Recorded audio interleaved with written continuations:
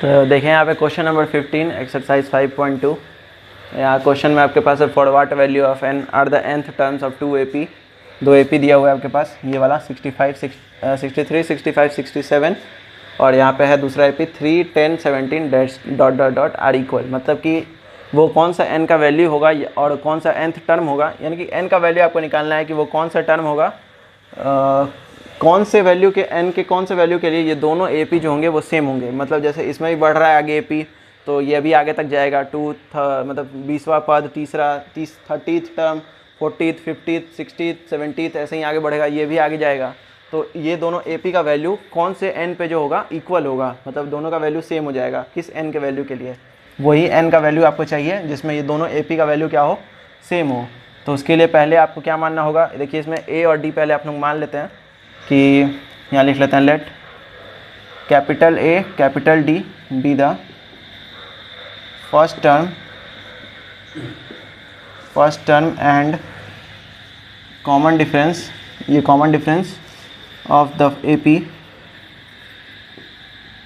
63, 65, 67 dot dot dot. मतलब ये वाला जो AP है, पहला वाला AP, देखिए वो कैपिटल, मतलब वो ज़्यादा बड़े बड़े नंबर्स हैं उसमें, तो हम लोग इसको कैपिटल A और कैपिटल D से दिखाएंगे इसके फर्स्ट टर्म और कॉमन डिफरेंस को।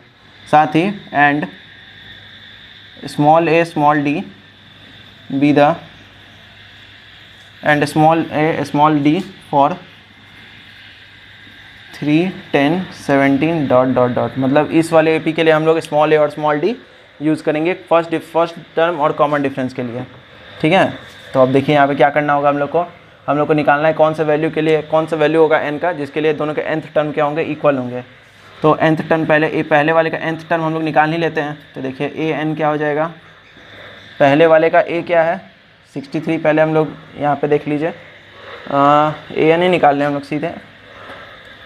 देखिए पहले फर्स्ट AP हम लोग लिख लेते हैं AP 63, 65, 67 डॉट डॉट डॉट। यहाँ से हम लोग क्या निकाल लेते हैं, पहले A लिख लेते हैं, इसका क्या है 63 है इसका A, और D क्या हो जाएगा 65 माइनस 63 यानी कि 2। अब इसका AN आप लिख लीजिए यहाँ पे, तो हो जाएगा A plus n minus 1 into D। A के जगह पर रखिएगा 63, n तो n ही रहेगा, यहाँ पे क्या हो जाएगा 2। तो इसको आप फिर इसका वैल्यू निकाल लीजिए यहाँ पे। देखिए यहाँ पे an का वैल्यू क्या निकलेगा 63 प्लस 2n माइनस 2। यहाँ देखिए 2 से दोनों में गुना करेंगे तो हो जाएगा 2n माइनस 2। तो an का वैल्यू आपको यहाँ से मिल जाएगा, क्या हो जाएगा 61 प्लस 2n। 63 में से 2 घटाइएगा तो क्या मिलेगा आपको 61।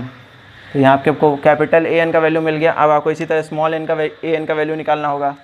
तो अभी हम लोग यहाँ देखेंगे, यहाँ दूसरा AP के लिए नाउ करके लिख सकते हैं आप लोग, नाउ AP, दूसरा AP आपके पास क्या है 3, 10, 17 डॉट डॉट डॉट। इसका A आप लिख लीजिए पहले, साथ ही में D भी लिख लीजिए 10 माइनस